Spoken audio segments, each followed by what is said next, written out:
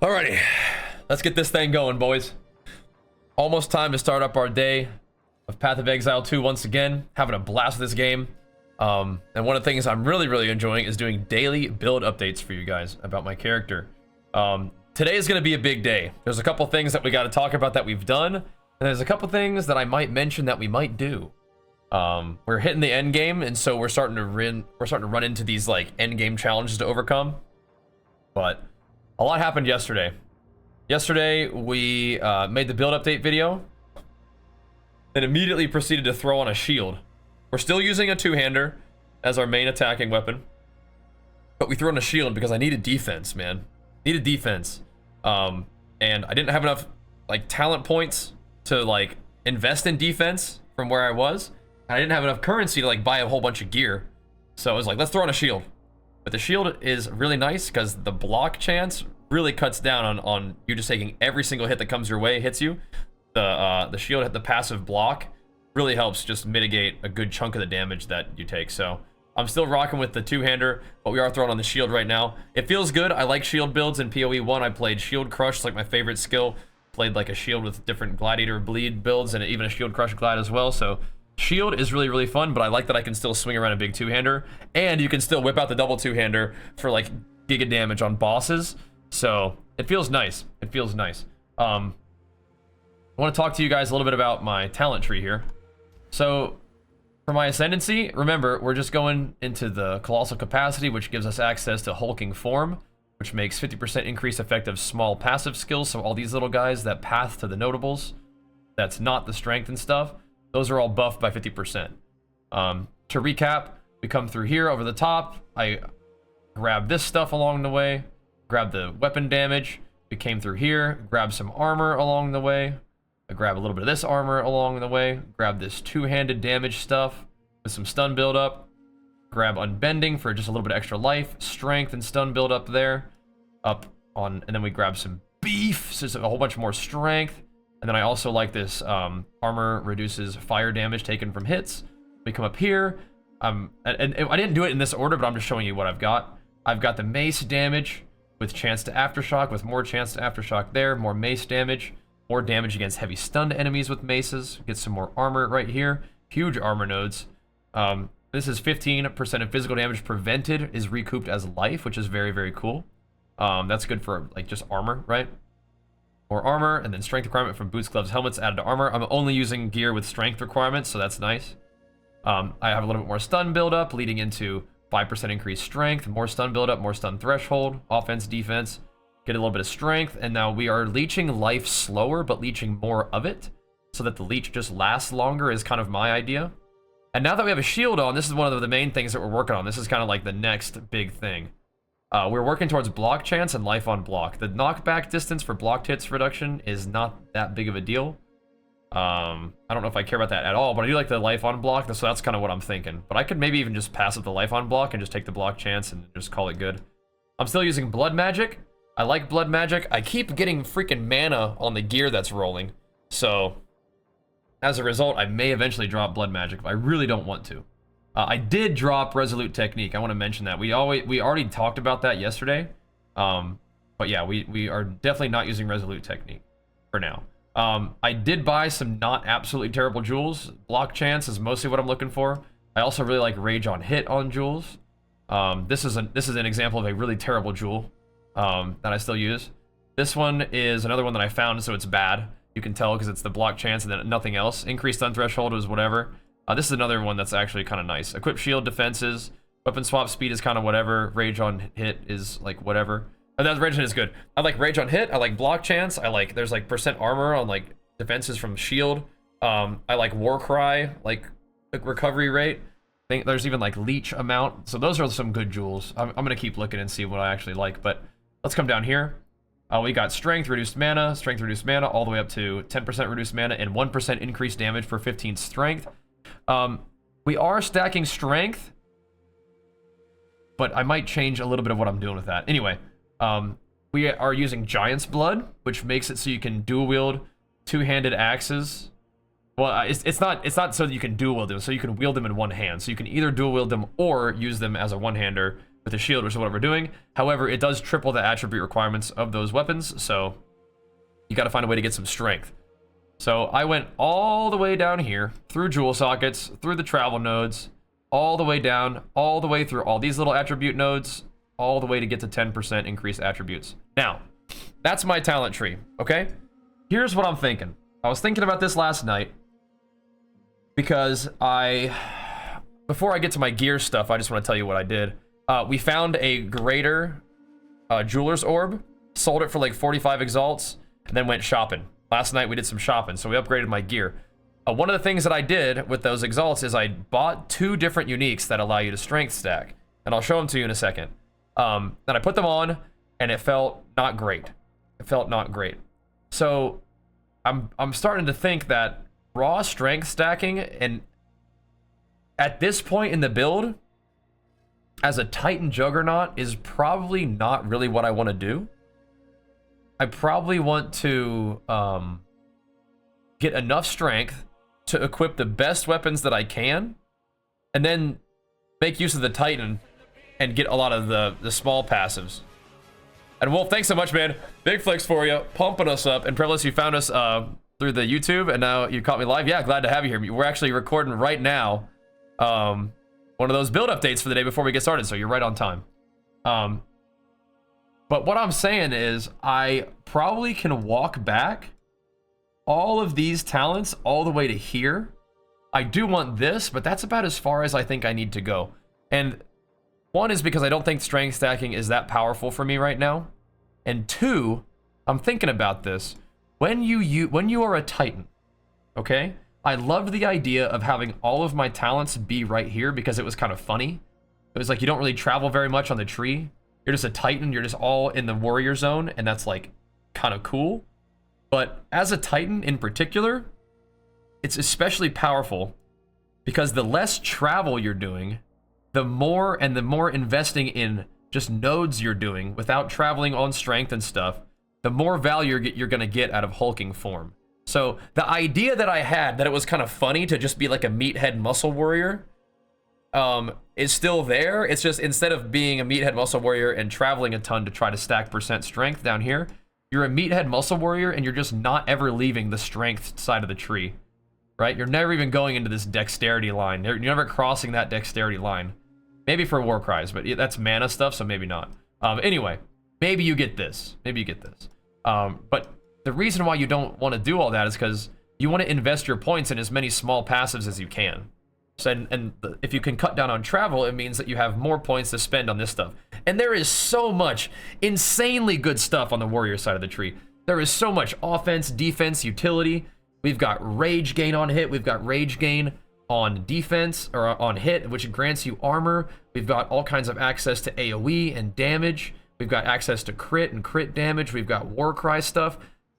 I think that I'm gonna walk this back, and I'm gonna try to see if this is better. My concern is that there may, as I progress through maps, there is likely gonna be really, really good weapons that I won't have enough strength for, but we'll see. But those are the things that I want to scale into the end game. I want to scale like rage, war cries, crit, max resist is actually the next thing I'm going to go for. The next thing that I'm doing right now is max resist and block. But after that, there's all this other cool stuff that you can do. I love the idea of getting rage and making a little bit of better use of war cries, like maybe like a couple nodes of rage, maybe 1 node of rage, 1 good node of war cries. I want to get this right here, this increased damage with melee and then stun and AoE. I really want to do some AoE stuff because my next ascendancy is probably going to grab Earthbreaker just for more chance to Aftershock. It sounds awesome. And AoE. I mean, Life is a good option, but I'm probably going to go for the Aftershocks. And then I'm not sure yet what I'm going to do with this next, but the 3rd ascendancy point is all I need to worry about. But that's why I want to progress the character, is kind of stay in this zone right here. Fill this out with war cries and max resist here and here. Finish the block, maybe get a little bit more block. Could go more defenses with the shield so that you scale a little bit of damage off of your shield being upgraded too. I think that would be probably pretty good. But anyway, there's a lot of stuff to do, and I don't want to travel that much and be using all these points on strength when I could be using them on minor passives that make me stronger. Because this is a lesson that we learned at the beginning of the game too, where it was like, we beelined it for Giant's blood, which is funny and cool, but in terms of power, I wouldn't really recommend it because you're doing all this travel instead of making yourself stronger, and you're making it harder on yourself because of the attribute thing. So I'm kind of just doing that now. I'm like, well, let's just not do that. Let's get the Giant's blood, but let's not do all this other stuff for attributes that don't really help me that much. It'll probably bring my life down a little bit, but we'll see how it goes. If it's bad, then I'll have to figure it out. But I think it'll be okay, and I want to stack more minor passive nodes, and of course just, you know, good stuff on top of it. So that's kind of my plan with my like my normal talents.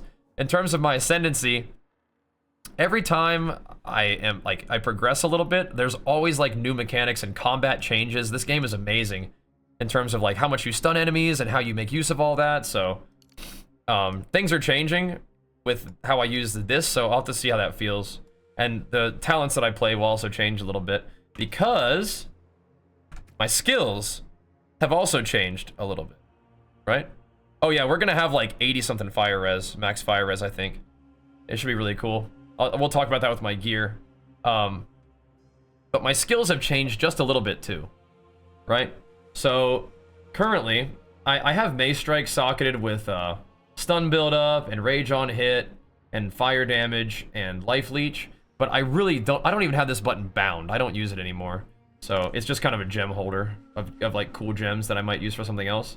What I am using still is Rolling Slam with 30% more max physical damage, more physical damage, but can't deal elemental damage. More attack damage to close enemies, which I could change something else, but I just like stacking percent damage because at the end of it all, I am using break armor equal to 15% physical damage dealt by the supported skill. So I want to do a brief aside because I like to yap on these videos, and I want to say this while I'm thinking about it. I think Titan has been a really, really good ascendancy for like first starting off and not really knowing what you're doing, because the Titan ascendancy is if you're not doing these other cool things, you're doing extra passives, you're doing more life, and you could potentially even just do more armor, right? So you can just make your character just a beef stick, meathead muscle man, right? Where you don't really do anything special, but you just, whatever you just got more of it. You got more stats, more stats, more stats, and that's sick. But the playstyle that I'm kind of working with right now, it really would work really well with Warbringer. So the things that I'm doing with my build right now are reliant on breaking armor into Sunder, blocking, and using War Cries to buff my AoE. And I'm like, oh my gosh, that's literally the Warbringer ascendancy. So I was already going to make a Warbringer for my next class, and I'm going to make a Warbringer for my next class for sure this next time. So Titan has been great, but the build that I'm doing right now would 100,000,000% work, and maybe even be better with a Warbringer. The armor break made me think about that. So I'm using Rolling Slam to break armor, right? Because remember, one of the things that we like to do is break armor so that we can sunder people for a guaranteed extra crit damage sunder crit, right? So I like that. I'm still using Bone Shatter. I kind of go back and forth whether I want to use Bone Shatter. I like the ability a lot. It's one of the most fun abilities to press. It's just sometimes I might want more AoE instead, and sometimes this kind of slows me down. But anyway, we have Bone Shatter with Impact Shockwave, which I really recommend these. Like Impact Shockwave and then Execute is awesome for Bone Shatter. I also have it right now doing more damage with less attack speed. Bone Shatter is a very fast attack, and 10% less attack speed is noticeable, but not that big of a deal. I just have it in there because I like it doing more damage. Sunder is an ability that I am using for like AoE clear, but also it hits really freaking hard on bosses, so I'm not using Hammer of the Gods because I haven't found it to be necessary in maps, and I would rather just Sunder things with the right setup, and it does like a similar amount of damage, if not more. So I am ancestrally boosting it to make it do more damage and bigger AoE once every 6 seconds. I am using Upheaval to split it, so it shoots its Sunder straight forward and it does 2 more. And I think that those waves shotgun. Usually in Path of Exile 1, if you had enough AoE and waves overlapped, they would take damage from both, which might be what's happening against these like big bosses. I also have it having a chance to Aftershock, because if you do your stun, Seismic Cry, Sunder, and it goes brrr, brrr, and then it goes brrr again, it's ridiculously cool. And it's big damn. It's big damn. All right. Then we have Stampede. So here's some freaky stuff. This is where things get really fun. This is what makes this build a pretty good endgame mapper. I haven't like completely dove into everything about it, but we were doing this yesterday and it felt really good. And so now that my character is stronger, I'm like excited to dive back into it. So Stampede. We have Stampede actually doing the devastating for me. A lot of times just hitting mobs with anything stuns them, right? Doesn't take much to stun them. But Devastate will cause them to have their armor broken when inflicting a heavy stun, right? So their armor breaks from just running into them. Then their armor being broken explodes, right? So you're already doing a bunch of AoE. This explodes. It's also nice to just see the explosion, be like, oh, okay, their armor is broken, because there's not like a big armor break icon above their head, so you don't really know what's going on. And then right now, I have Momentum in there. After moving at least 2 meters during a single use of the supported skill, the rest of that skill deals 40% more damage. So like when you reach the end of your Stampede and go bang, that does more damage, like 40% more damage. So it's actually a pretty good little hit. I could do something else here. I could put more utility in there. I could actually socket it with shockwaves so that we're doing like these explosions and shockwaves on top of it, and that might be better for stunning enemies. I'm gonna experiment with those two things. Basically, the leap and the shockwave are kind of like that's where I'm like, which one's more what we want. Let me move these down here. Flame of the Forge. So with leap, I still have leap creating consecrated ground. I like that one for the little bit of a healing. It's nice to leap into a like starting the charge up for your Stampede, and it's also nice to leap and then use your Sunder, because you're kind of standing still a lot. And if you leap into your spot and then start your animation, you're regenning while you're in that spot, which is nice. I have Leap Slam with Martial Tempo, just because Leap Slam is one of those abilities that is just, it's either nice to have the increased movement, or you're surrounded by mobs and you need to get the heck out of there. So just making that happen more quickly is nice. This could be good on abilities like Sunder that are slow, but I just think it's good with Leap Slam. And then Stomping Ground, again, I could use this with the Stampede or Leap. I just switch them out. I could like switch this out. Momentum for Leap, and then Shockwave for Stampede would be fine too. But I have it on Leap right now. It creates a Shockwave where you take off, and it creates a Shockwave where you land. So if you're leaping away from enemies, you'll create a Shockwave and get away from them. They'll take damage. And if you're leaping onto enemies, you'll leap onto them. There'll be a Shockwave where you land, and they'll take damage, right? And be probably stunned by that too. Seismic Cry. I actually have Seismic Cry with increased cooldown recovery rate, because Seismic Cry is so like good to use. Enemies are stunned constantly, and shouting at them while they're stunned means that your next slam will be Aftershock, which is very, very cool. I also have it making my empowered skills deal more damage, because we're going to be doing a big slam after that. And then I also have it giving me Rage, which is like, okay, I feel like we could swap that out for something else, but again, like this giving me Rage is kind of nice. Because we are about to slam, and just making sure I have Rage before I do damage to the slam is good. That's fine. And usually I'm going to cast, if it's on a boss or a big mob, I'm right next to him and then about to light him up. So Infernal Cry, I have Infernal Cry dazing enemies, so you can actually use Infernal Cry first as like a debuff to make them get stunned more easily. I have it doing more AoE to sort of counteract this, which makes me have less AoE, but it does inflict a bleed. It does inflict a bleed during the shout. I'm looking over here, and Crimfin, you just gifted 10 subs, bro. What the heck, man? I gotta hit you the flex with that one, bro. Thank you so much, man. We're doing our build update video, but that doesn't stop you from popping off, man. My man. Thank you, dude. And getting this day started off strong. It's gonna be a fun one. Glad to have you. Thanks for pumping us up, and enjoy that Chimera pet. Thanks for getting it here. We got Herald of Ash linked up with Accuracy, which means that we don't need Resolute Technique anymore. And I have this with Vitality. Regenerate 1% of life per second while the skill is active, which I like. And then Time of Need, interestingly enough, I have it turned off right now because I don't like it going swing every 1 second while I'm recording the video, but I'll turn it back on. Apparently you can give it less skill effect duration, and it goes off more frequently, so more healing and more debuff removal. We're going to sleep soon in Finland, so I have to do it down now. Thank you, bro. Really means a lot. Getting our day started off real strong, thanks to you. Thank you, man. So those are the skills that we're rocking with right now, boys. My skills are a little bit lower level because I took off the weapon that gave me +3 to melee skills. Because right when we logged in today, I walked over to my stash and I grabbed one of the 2-socketed expert forge hammers, and I threw an alchemy orb at it, and then it decided to turn into this 2 exalts later. So some of these things are not good, right? Like the lightning damage is not good. That we'd love that to be physical damage, but other than that, it's pretty dang good. So it gives lightning damage, don't need to worry about that.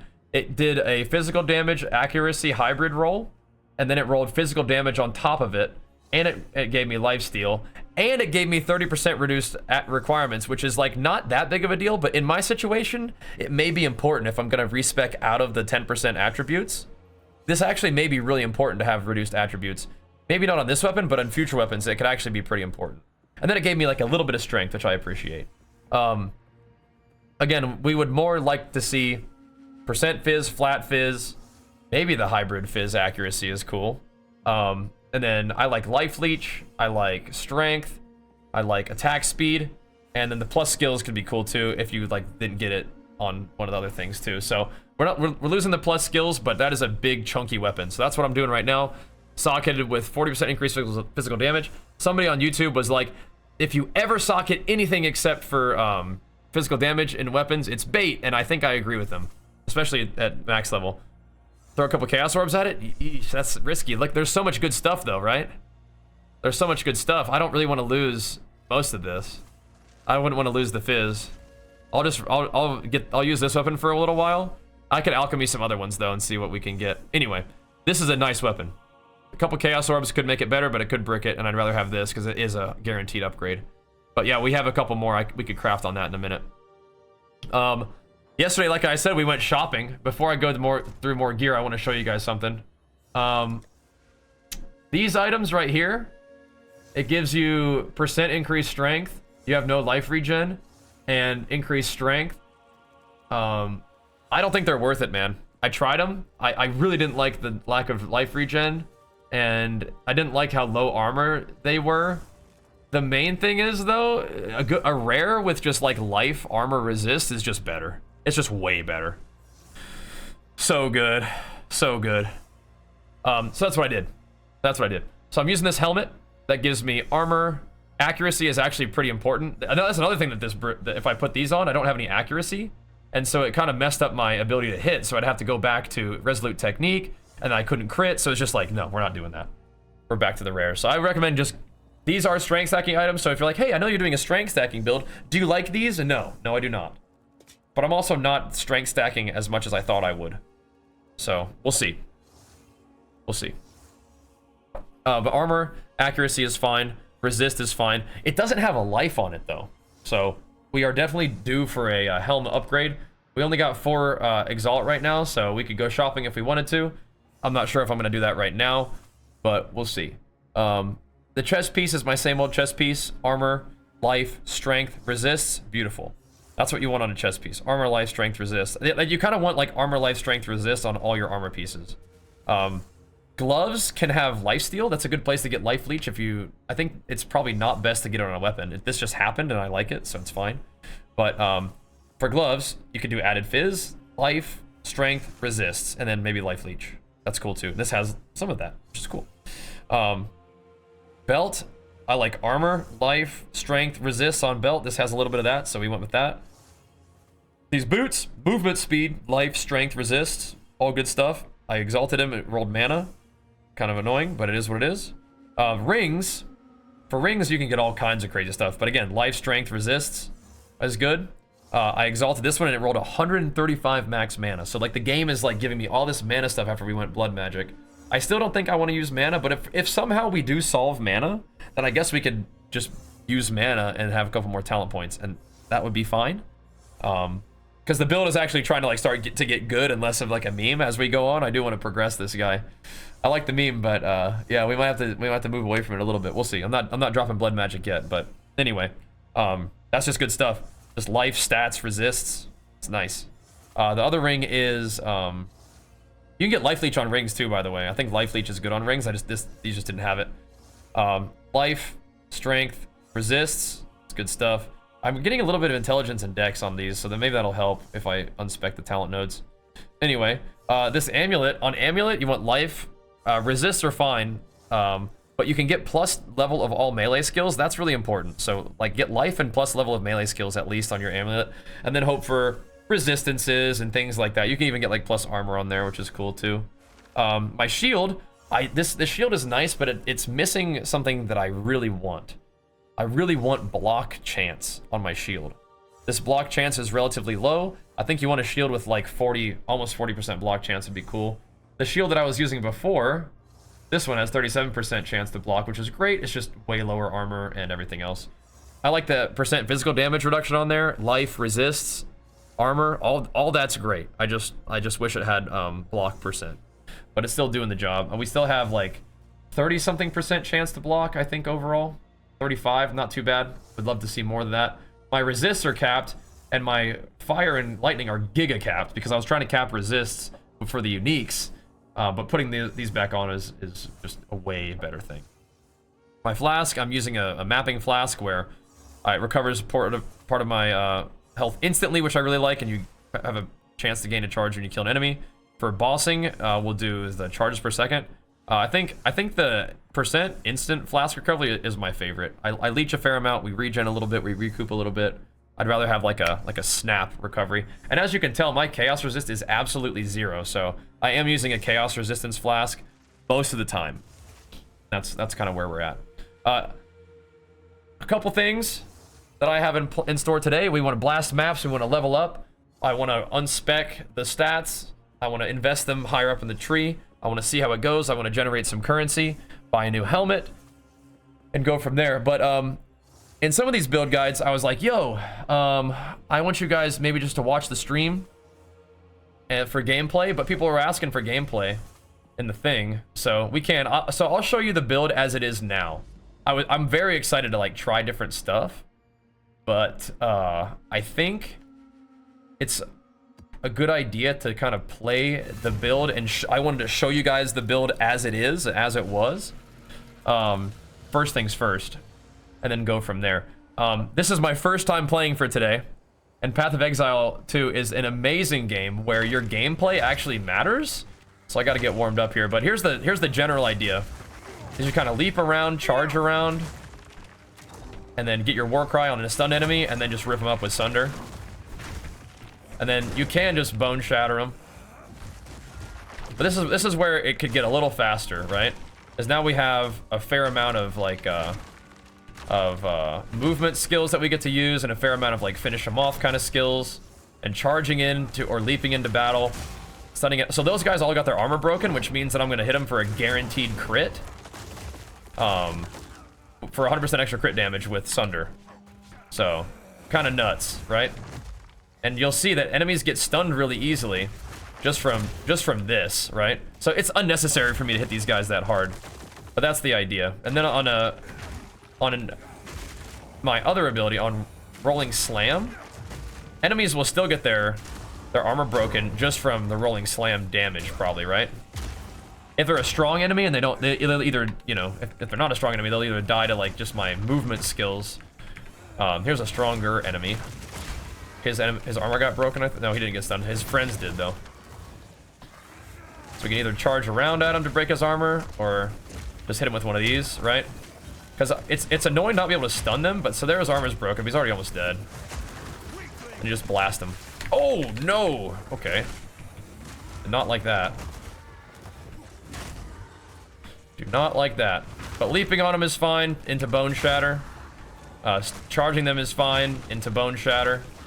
Or into stun. Remember, if you ever see them stunned, that means their armor's broken. If you did it with this.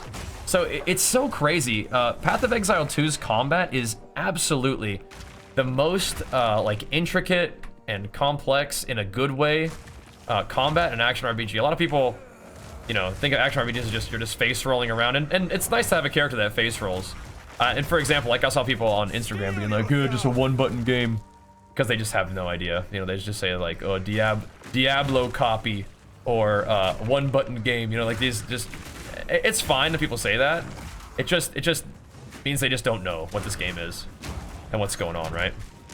So now I can break armor or just kill them with Rolling Slam, because this guy's got a lot of armor apparently. So I can just Rolling Slam them to death, or I could use my other thing. I also wanted to mention, this is probably a good time in the video. That's a little bit of gameplay, right? You guys kind of get the idea? I want to do more gameplay, but I need to show you guys something because this is another question that people are asking me, which is, what is that? What is making your items look different, like on the ground? What is that? It's a loot filter. Loot filters are a big part of Path of Exile 1, and potentially something that you might want to get for Path of Exile 2. And the big loot filter is by a guy named Neversink. And if you go to @NeversinkDev on Twitter, and I'll probably just go ahead and link it for you in the description. He makes loot filters, and he went ahead and posted his loot filter that he made here for us all to get. So the thing is, usually it's like a website and you can customize it, but he didn't do that this time. He just said, here's the loot filter that I made. It doesn't hide anything. You can look at it. It doesn't hide anything. It just sort of like makes things look nice. You go to download it, and now, so you'll download the source code, right? And once you download that, you go ahead and open it up out of your downloads tab or whatever, and you can go into PoE and open up your menu here. You go to game. You go to click to open your filter file folder, and then it'll open up a folder. Now you go into your downloads, and you can open up or extract or whatever the Neversink loot filter. Double click that. It'll say license Neversink light filter. Drag the Neversink's light filter file into your little loot filter folder that Path of Exile opened for you, and then you come back into the game and click refresh, and it should have loaded here, and you can just go over that, and that'll be your filter. Okay, that's just a quick thing that I wanted to mention to you guys about loot filters.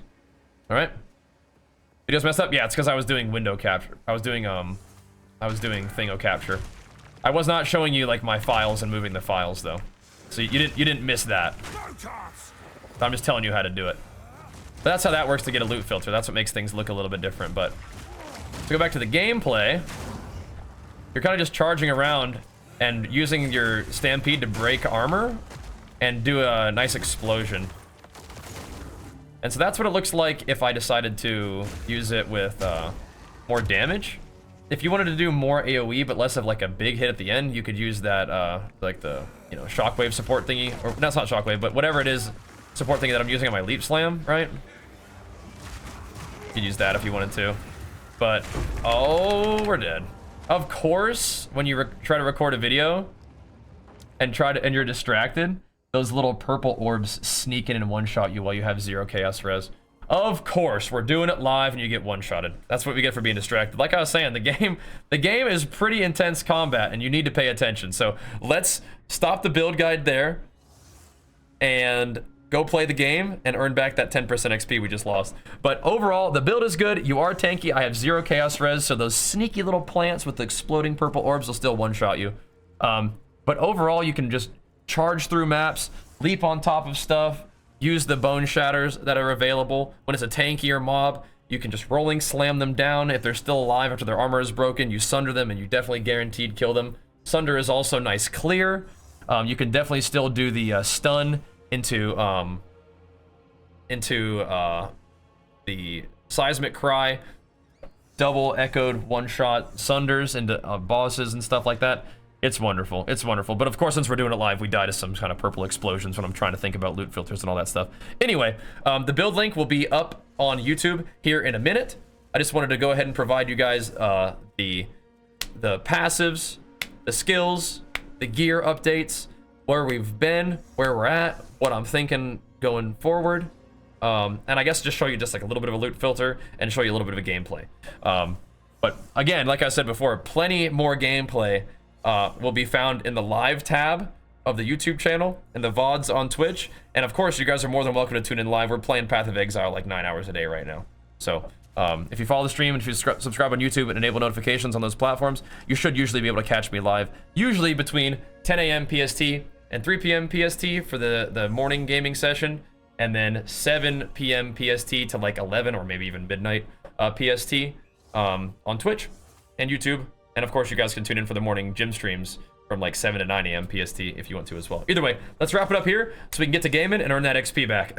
Thanks for watching. Show the video some love if you enjoyed it. We'll see you guys on stream. Peace.